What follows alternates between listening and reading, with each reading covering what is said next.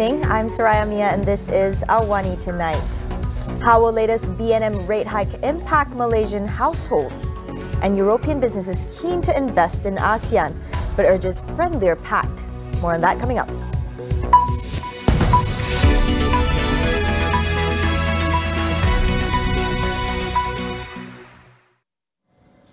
Bank Negara Malaysia has raised the overnight policy rate OPR by 25 basis points to 2.5%.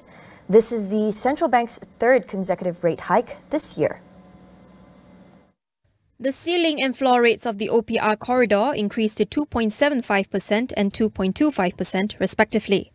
According to BNM, the transition to endemicity and policy measures contributed to stronger growth performance in the second quarter of 2022.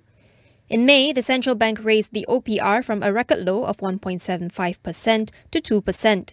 In July, it raised the OPR by another 25 basis points to 2.25%. So how will the latest rate hike impact Malaysian households and their financial health? UOB economist Julia Goh offers her insights. The idea of Bank Negara raising OPR or the policy rate is really to help slow down the demand and also slow down the price pressures, right? Now, for households, what they may see is that they will have to pay more for their interest payments and servicing of their loans and their debt if they are tied to a floating interest rate. So the repayment changes when the OPR changes, right? Now, on the other hand, if the households have high savings, then they will also be rewarded because they will earn more for their deposits. Julia expects BNM to take a temporary pause in November to reassess the economy as well as the inflation. Malaysia's economy has done well in the first half. We saw very strong growth in the second quarter, one of the best in the region. But there is a lot happening in the world, and we see more challenges globally in the second half of the year and even going into 2023. China is still trying to manage their pandemic. There's an energy crisis happening in Europe. And domestically, in Malaysia, there are drivers like the reopening of the economy, tourism. I mean, people are still going out and about and spending, but there are also issues faced by businesses like higher costs, labor shortages. Those issues still linger. So we think that probably after 3 rate hikes, Bank Negara may likely take a pause to reassess the situation. And any changes will depend how the economy and prices move from here onwards. But ultimately, Bank Negara's goal is to keep inflation low and stable.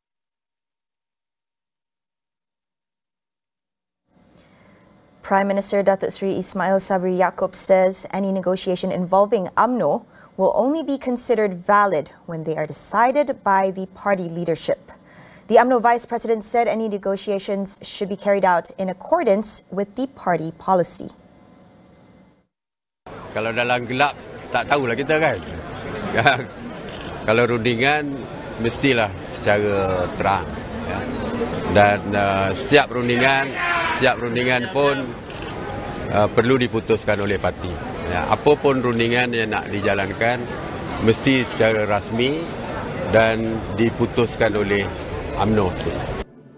Ismail Sabri said this when asked about a claim by a past leader of a secret talk between the party and UMNO to ensure straight fights with Pakatan Harapan in the 15th general election. Meanwhile, a new route between Malacca and Sumatra will be developed with the cooperation of the private sector. The proposed 120-kilometre link between Teluk Gong in Masjid Tanah and Dumai in Sumatra will involve the construction of a tunnel or bridge and take 20 years to build. State Investment, Industry, Entrepreneur Development and Cooperatives Committee Chairman Datuk Seri Abdul Rauf Yusof said the proposal for the project has been submitted by the private sector and both countries have agreed in principle to a detailed study. The project would also involve building infrastructures such as traffic dispersal areas and an immigration, customs, quarantine and security complex. A new industrial area measuring some 2,000 hectares for various industrial activities would be developed in stages in Masjid Tanah. Former Prime Minister Datuk Seri Najib Razak had appointed then 1MDB Chief Investment Officer, Nik Faisal Arif Kamil, to manage his AmBank accounts opened in 2011 and 2013. Raja Chulan Branch Manager R. Uma Devi testified that Nik Faisal was given mandate to inquire status of Najib's accounts, obtain bank statements, and approve checks over 250,000 ringgit. Nik Faisal, who subsequently became SRC International CEO, is currently a fugitive sought by the MACC. Uma told the High Court that Najib had opened 5 accounts in total from 2011 to 2013. 2 were closed in 2013 before opening the other 3, then closing them in 2015. Nik Faisal was also appointed to manage the 3 new accounts. Uma added that there were a series of transactions done from the old accounts to the new accounts, as well as a deposit of 60.5 million ringgit sum between February and June 2011, without specifying where the funds came from. She agreed that the account holder is responsible for the transactions in his account. Najib is on trial for 25 charges of abuse of power and money laundering over alleged 1MDB funds amounting to 2.28 billion ringgit deposited into his AmBank accounts between February 2011 and December 2014. Time for a quick break. We'll be right back.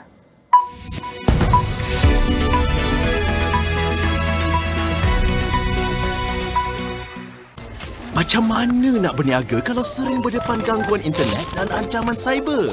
Dengan penyelesaian Maxis Business, anda pasti boleh. Berniaga di mana saja, bila-bila masa, dengan panggilan dan data tanpa had, walau anda berada di luar pejabat. Anda tidak perlu risau lagi dengan perlindungan cyber yang hebat. Miliki pelan Maxis Business Postpaid dan Fiber hari ini. Datanglah ke Sunway Pyramid dan alami Disney Plus Hotstar dengan Astro. Jadilah 10 yang pertama melanggan atau naik taraf setiap hari dan dapatkan tab. Pelanggan Astro juga boleh memenangi hadiah hebat. Ayo! What's the latest scoop when it comes to companies, markets and strategies? For everything business and tech related, catch Notepad with me, Ibrahim Sani, weekdays 10:30 PM across all AWANI platforms.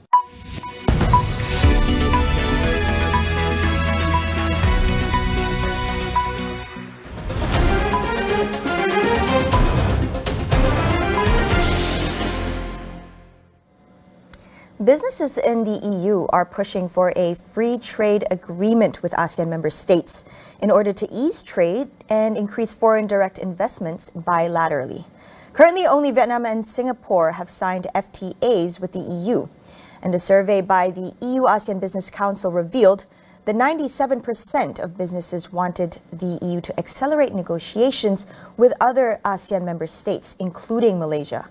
Council Executive Director Chris Humphrey weighs in. So something we've always campaigned for a long time has been an EU-ASEAN free trade agreement. That's proving very problematic to get over the line. There's just too much disconnect between the two sides to achieve that.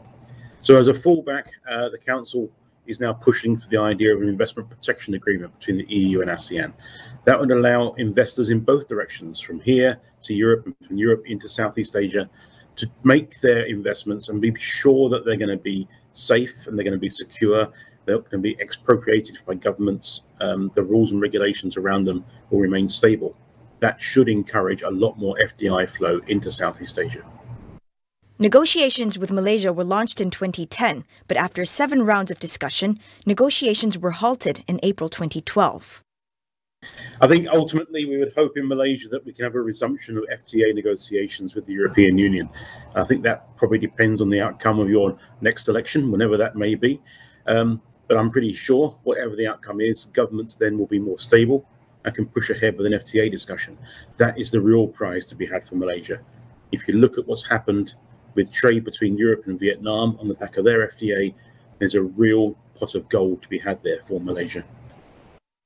Canadian police said the final suspect in a stabbing spree in Canada, which left 10 people dead and 19 injured, has died after being captured. Police said 32-year-old Miles Sanderson was arrested on a highway in the province of Saskatchewan following a high-speed chase. He went into medical distress and was pronounced dead at a hospital. Police caught Sanderson as officers responded to a report of a stolen vehicle being driven by a man armed with a knife. Investigations are ongoing into the circumstances surrounding his death as well as the stabbing spree. It is not clear what prompted Sanderson and his brother Damien to carry out the 13 separate killings on Sunday. Most of those killed in the rampage and the suspects themselves were from the James Smith Cree Nation, an indigenous community. Police found Damien's body on Monday and are investigating whether his brother killed him. The death toll from a 6.8 magnitude earthquake that struck the Chinese province of Sichuan has risen to 82. Monday's quake, the strongest to hit the province since 2017, has injured more than 270 people, while 35 are missing. The quake was centered in a mountainous area of Luding County, which sits on the edge of the Tibetan Plateau, roughly 200 kilometers, where tectonic plates grind up against each other. The earthquake has led to landslides that damaged roads and cut off traffic. Rescuers are still weaving their way through the mountains and evacuating residents trapped in their rural homes.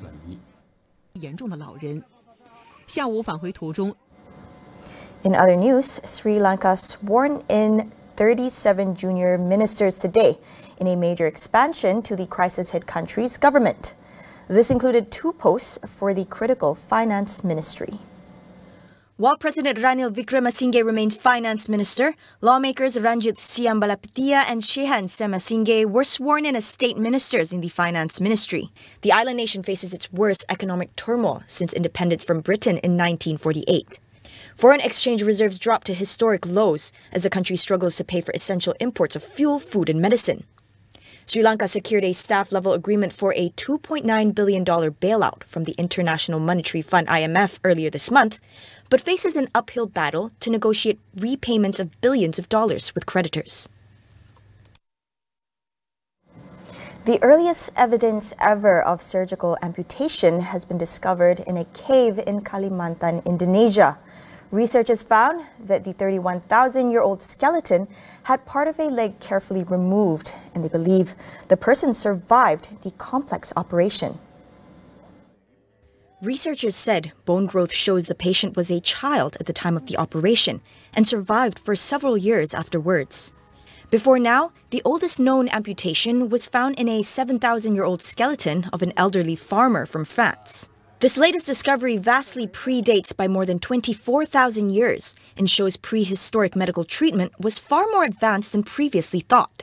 The remains were found in Liang Tebo, a limestone cave in East Kalimantan, a place that has some of the world's earliest rock art.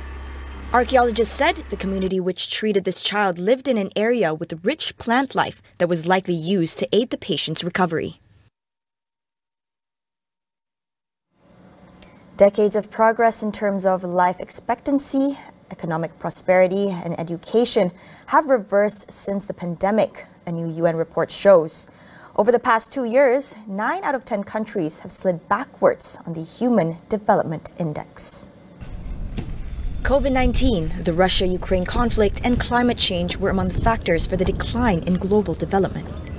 The UN's Human Development Index was launched in 1990 to look beyond gross domestic product as a measure of well-being.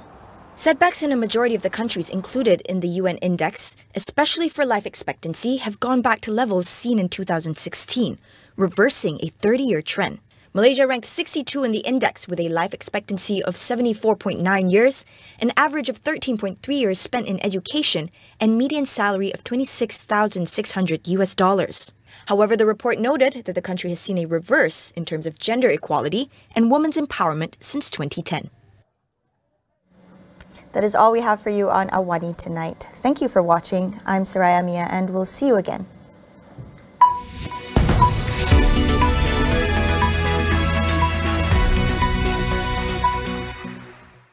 Peningkatan harga barangan yang dipengaruhi oleh pelbagai faktor mengakibatkan Malaysia juga terpaksa berdepan dengan tempias tersebut. PDRM mengesahkan tidak menerima sebarang laporan penculikan dan juga penjualan organ kanak-kanak di negara jiran. Filem Mat Kilau ini boleh saja dianggap biopik terhebat alaf ini.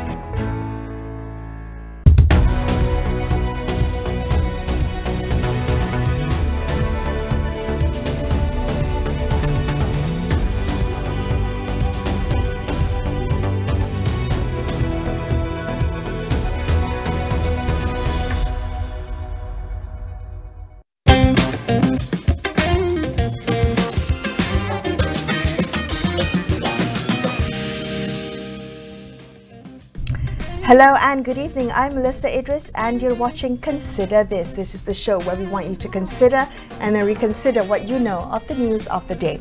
The controversial IPCC bill, or the Independent Police Conduct Commission bill, which deals with complaints about police misconduct, was recently passed in Dewan Rakyat with minimal objection from parliamentarians. This despite civil society and opposition parties continuously raising concern over the lack of enforcement power in IPCC to act against errant police officers. So to shed more light on the matter, we have joining us now Datuk Sri M. Ramachelvam. He is the co-chairperson of the Bar Council Task Force on IPCMC and Police Accountability. Datuk Sri Rama, thank you for joining us on the show. I know the push to set up an independent body to address complaints against the police. It has been a long conversation, a long ongoing struggle. I think it's been more than 15 years now since the Royal Commission of Inquiry on the Police was